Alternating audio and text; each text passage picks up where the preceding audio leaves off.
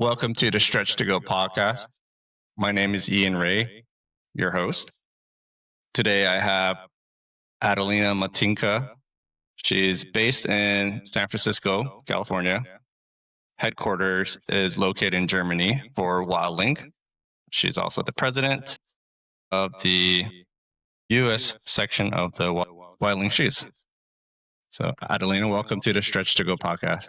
Thank you for having me. Thank you for having us. I'm happy to be here. I'm thrilled to see where this interview takes us.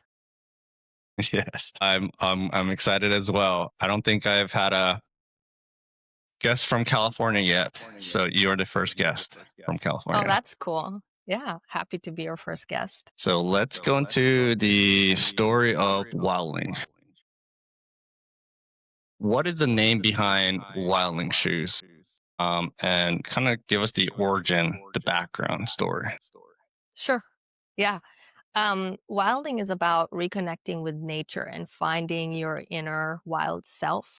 Oftentimes you do that in nature. So we've identified with wildling as the name and taking you back to your young, youthful self where you were running inside, nature and different landscapes wherever you were outside playground and connecting you to that, centering you back to that self. So that's where the name comes from. And in terms of the background story of Wildling Shoes, it's Anna and Ran are the founders of Wildling. And they basically came up with the brand when their three kids were used to running through nature and landscapes. And then as they were growing up, they were needing shoes. And the only shoes that they were able to turn to at that time were conventional shoes. And so they were seeing their kids having trouble connecting with nature and wherever they were going in these conventional shoes. So they started to kind of put together a framework of a shoe or a sole that their kids could feel like the closest that they could feel to nature and experiencing the different movements and the different nature elements that they were kind of running shape of the sole is basically the anatomical foot shape of their feet. And so if you look at our sole, it's basically based on the anatomical foot shape, your feet, right? So allowing you a wide toe box for them to spread and giving them certain kind of freedom with a certain these holes and gaps that we created for them to flex naturally and to mold with the different terrain that you may be walking on. And so let me just show you. So they kind of mold and flex, with your foot and wherever your foot may want to go without hindering that flexibility. So then they seen, and also there's an alignment, right? Like when you have an anatomical foot shaped shoe that you're using, your spine, your torso is all aligned. So you have a different kind of walk and a different approach to wherever the terrain that you're walking on. And so they started to notice that their kids were no longer, they were able to be free and explore nature. So that's how the brand actually started, is with their kids, is with their own three kids. And then they decided to do a crowdfunding campaign to actually put that initial shape, and we still have it, that sole is called the Gap sole. Mm-hmm. And they were able to raise enough funds to launch their first spring summer collection. And that's basically how it started. And then it started off with the kids, toddlers, and then the adults were introduced to the collection. So that's why right now we have both toddler, kids, and adult sizes. Yeah. What year was this that Anna and Ran? Started off. Mm-hmm. 2016. Just had our 10-year anniversary this September. So Yeah, I know you guys had there was an event party there in Germany, correct? Correct. Yeah, Yeah, okay. Everybody was invited. A lot of our community members showed up. It was a very humbling experience. So yeah. Kind of tell me, who is Anna and Ran? I guess for them and their kids, were they always into natural footwear, or did they also transition into, transitioned them out of conventional shoes? I think there were always they had always a sense of nature and a sense of understanding that freedom of movement. They also had like a gym, and so they knew kind of the functionality of normal and what does that mean when you're kind of wearing when you're doing lifting or walking or just simply walking through nature. What is your body like? What is your body should feel and should not feel, and the constraints that you're like the freedom of allowing your toes to spread naturally, no arch support, just all of this was kind of already integrated into their philosophy. And so when they were moving this to a building of a shoe and how would they approach that, that was an organic element of building the Wildling shoe as well as the brand. So that's also part of a deep part of our philosophy is connecting people to natural movements um, via our shoes. Yeah, I myself gotten into natural footwear about 2 years ago, so I'm really new. But that's why I started this podcast. Just we're learning about different brands, different shoes, different stories of how people got into it, and it intrigues me because I remember my first pair I can recollect was a off-brand Vibram finger, five fingers. So it wasn't the actual Vibrams or this off-brand. I was just curious, and so looking at these, it kind of reminds me of because it's such a minimalist outsole. Really, I mean, like so you're really feeling the ground, if anything, and that's kind of what reminded me a lot. That's the intentional behind it, right? It's exercising the bottom of your feet muscles. And really, you're basically stripping away all of the unnecessary components. And we're protecting you from the elements, but otherwise, your foot is doing all the work. And that's intentional. So, you are right. We are the most minimal shoe out there. We're Yeah, really because I not think using. I was reading, I was like, this is like a 3 millimeter Yeah, thickness. Like, yeah, right. Yeah. it's crazy. And really, that is intentional because of your muscles, Hmm. right? Like the muscle definition, we're basically working them. And the more padding or insulation you have, the harder it is for that to happen. So I know that's definitely one of the unique aspects. I want to go into this is what makes Wildling shoes so unique. You already hit that off as far as the minimalist outsole. You already talked about the gap. What is this called again? Sorry, The gap sole, the gap sole. Yeah, it's such a unique. Because yeah, if you were right? to put your foot there, even with this toe area, that big toe, that fits perfectly what a foot should look like. Right, right. And you were asking the differentiating factors. Hmm. Another one is the recycled components of our shoes that we use and having this toddler and kids variety so that really it benefits the entire family, not just specifically adults because as the kids grow up, it's also important for them to as they're growing up have this stability and have this opportunity for their feet to remain in a footwear that's naturally intended for them or for their foot shape. I think I was reading one. Another thing is that the stitchings are very minimal, and like I guess it's made in a way that it doesn't use a lot of material. Correct. Right? Correct. And you're talking about the sustainability. So in that an aspect itself, like yes, it's so flexible, and you can feel everything to the ground and even on around you, the top of the foot. Kind of explain And to us as far as like the process of creating wilding shoes. And the other element is the durability cycle. The longer a shoe can stay with you or you can pass it down or give it to other people who would enjoy a similar kind of shoe. This longevity cycle is already sustainable within itself because you're not going through shoes so often. Hmm. So that's also a component of the sustainability framework is having durability, is allowing your shoe to last as long as it possibly can with you. The term regeneration, you guys use that on your website and as part of your tagline. Is that correct? Regeneration. So it's basically using regenerative methods to create models. And so that be one example is basically our recent, we're jumping a bit ahead, but Sorry. we recently launched a leather model. So that is being basically when you have deer that are being hunted, they're overpopulating and they usually go and, they hunt deer and their hide is usually not being used. Well, we're now using this discarded hide to create our leather model. And we're using traditional natural dyes to tanning methods to tan the hide.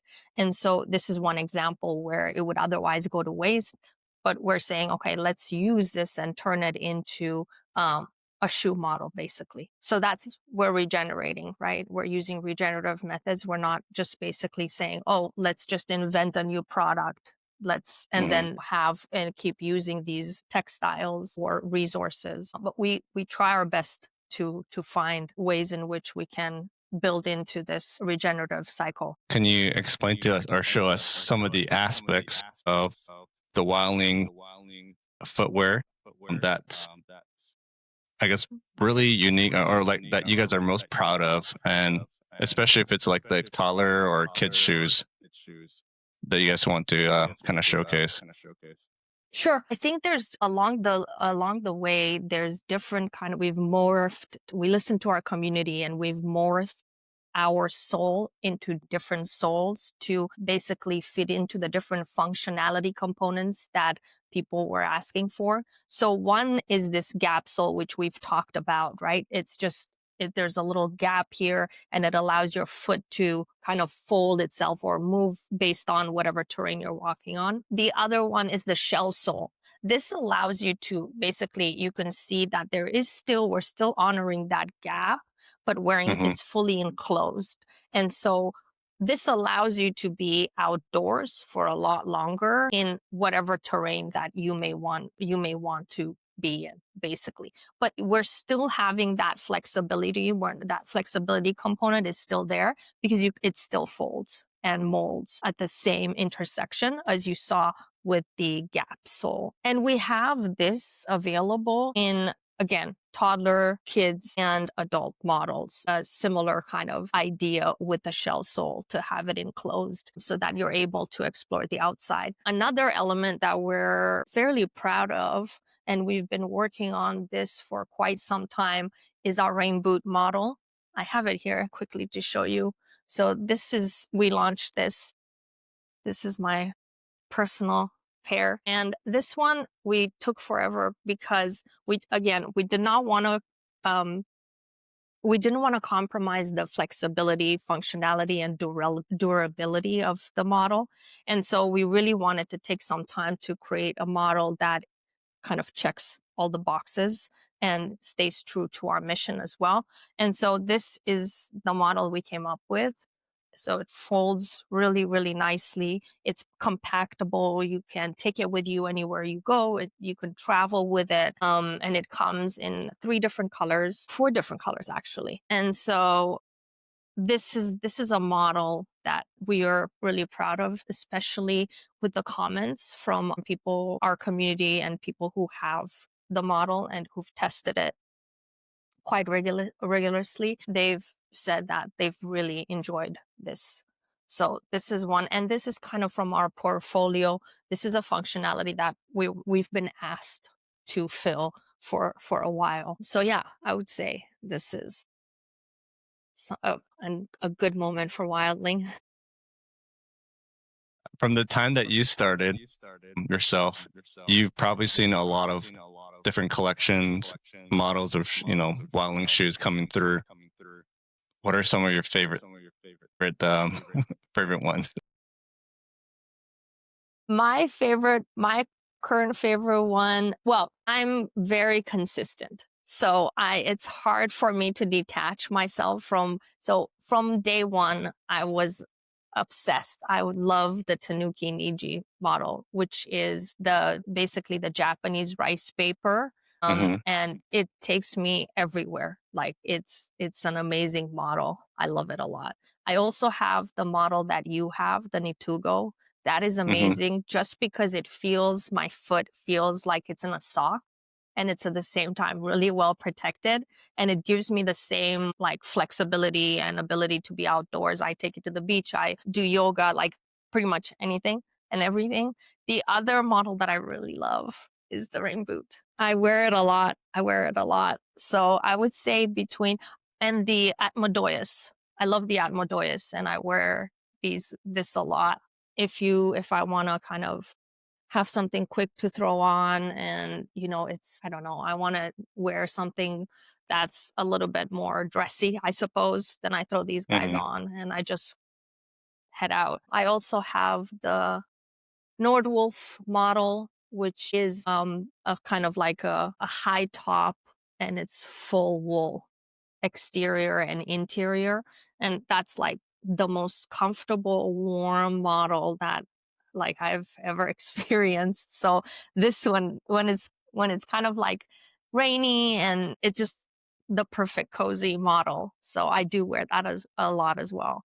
You guys are really big into educating and really showcasing people what Wildling is, because it's been around for a number of years, 10 years and whatnot. What are some ways that you guys are creating awareness, and even more exposure for the brand? You can often catch us at expos. We also do pop-ups.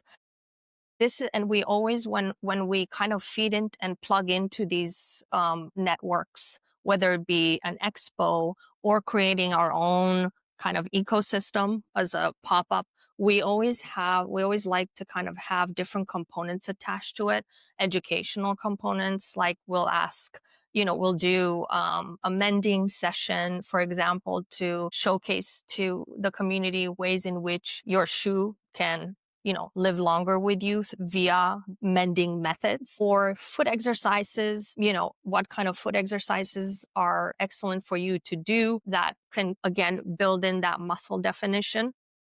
So there's all these different components, or even how can you spice up your model if you want to kind of invigorate different components to it. Like maybe you want an embroidery or a stamp or something. That's also something that we have done in the past.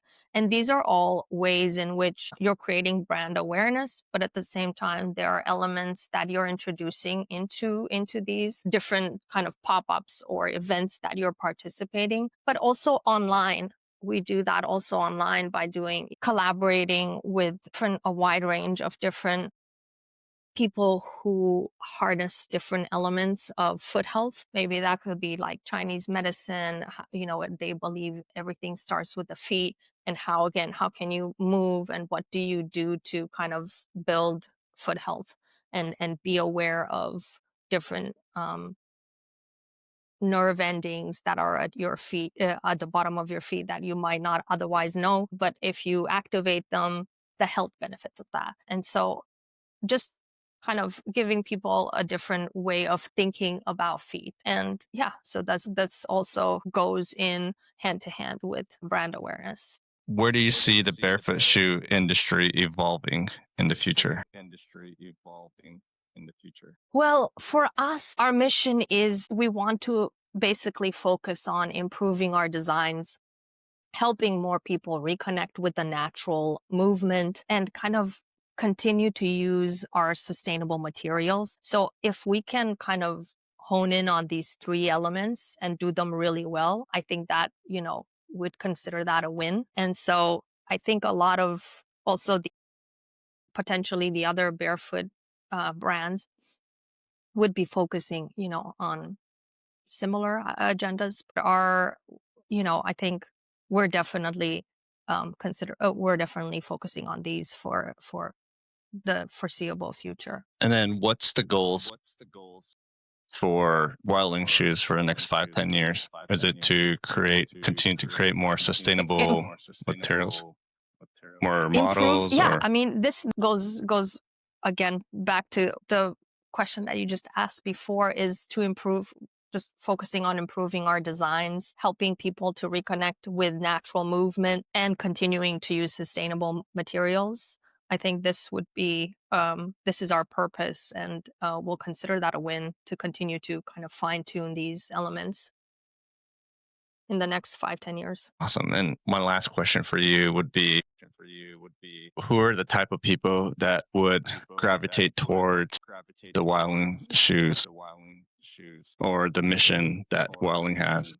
Right now, I think, I mean, anyone is gravitating to Wilding Shoes. I think there's an earth consciousness community that is definitely kind of, it triggers a natural response to our footwear. There's also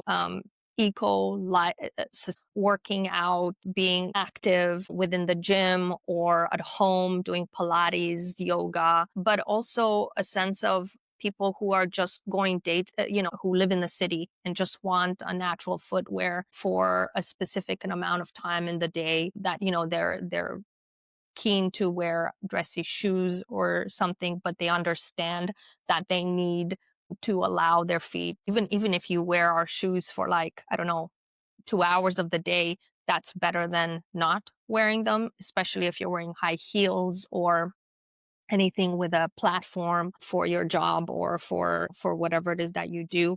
I think that's also a group that gravitates towards us. So yeah, I think aesthetically they like to carry us everywhere, and they do understand the health benefits of our shoes. But we definitely, I think, need to kind of have more people understanding the natural movement and the benefits it has to your everyday life and body and mindset as well. Kind of want to share my experience wearing these for the past Please. couple weeks. So I grew up in Japan, and so this reminded me of the tabi shoes, Japanese tabi shoes, like the with the Tabi samurai shoes. would wear. Yeah. Looks so much like, I was like, oh my gosh, that toe right here, because most of the tabi shoes, they have this like indentation of the big toe, right? And like just being so flexible, and of course Yep. with this heel Yep. cup, like that just made me realize, like, there are just some elements, and even the name of the shoes that you guys have. I mean, I think you mentioned one of the shoes had a Japanese name, and so Tanuki. Tanuki, yeah, Yeah. So I mean, there's just a lot of it. Just kind of drew me into more of what wilding is, and of course, I didn't really take out the insoles, but I was curious to see how my foot would react by taking out the insole, to see, all right, if another millimeter or whatnot, if I was to do that, like how much more grounded would I be? Yep. Made a And difference. yeah, definitely, it's helped me, just like I said, really feel the ground, which, I'm kind of I've been getting into grounding ever since I got into barefoot natural footwear. So this has helped me feel where I'm putting my pressures, and where I'm standing a lot or walking. And I agree with the whole sock like feeling. It's just so comfortable. Yeah. That's awesome. I love that you experienced that and you had that feedback. Yeah. So this is How have you definitely, tried working out in the Natugo model? I Yeah. have not. I have not yet. Yeah, this is huge with our community who work out, lift, run, etc. We always say that if you're going to do a high impact sport, to train your muscles before you're going to do that, you will basically, your feet will know when they're ready to go down that path. But there's certainly, we have a lot of people who use the Natugo model for that. Okay.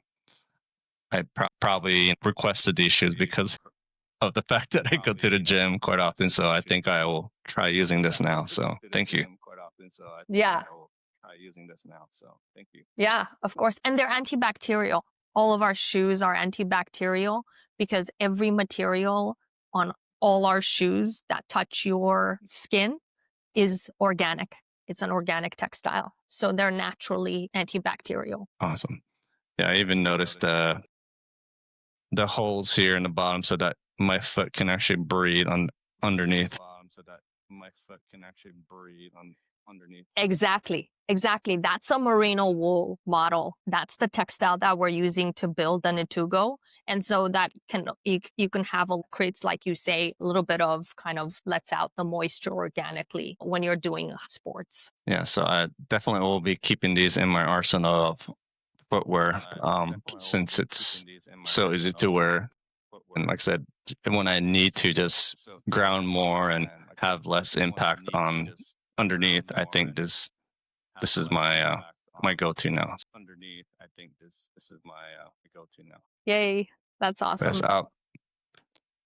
I would love to close off by having you share with the audience how followers and listeners can learn more about what Wildling Shoes is doing, and of course, how they can interact and get to know the brand. So, if you would like to share the website, social media handles, and then any email or any way that they can contact and just really interact with you guys, feel free. Sure. Yeah, of course we can. Our website is us.wildling.shoes, and that's for our North American customers. And for our international customers, you can just go to wildling.shoes. In terms of staying current with where we are and what we're doing, the best way to do that is to subscribe to our newsletter and or SMS. That is, we don't kind of bombard our community with newsletters and kind of constant ads. We're thoughtful, and you will receive kind of news about our launches. Sometimes we even kind of we have you have an opportunity to, if you're part of our newsletter subscribers, shop first, and so be privy to discounts first. So there's a really nice kind of community you could be part of for that. So I would say these are our IG channel is wildling.shoes. So you can kind of come on and check us out also on Instagram. Yeah, otherwise, I think the best way to stay current with our product launches and with our events, with kind of sales that we might have, discounted items that we might have, would be to subscribe to our newsletter or SMS. And that is all. We can share the link after, Ian, as kind of part of the caption, but that is through our website. Signing up would be through our website. Yes, I'll definitely put those information on the show notes so that others who didn't get a chance to write it down or go to, it will be hyperlink and they can just click and go. Perfect. Sounds good. Yeah. Thank you. Yes, but Adelina, thank you so much for hopping onto the podcast and representing Wildling Shoes, facing the models that you guys have available for the public. So thank you so much for being on the podcast. Thank you, Ian, for having me and having us, and for kind of sharing all your knowledge with the community. Deeply humbled to be here. Thank you again for everything. So thanks again. Thank you, Ian.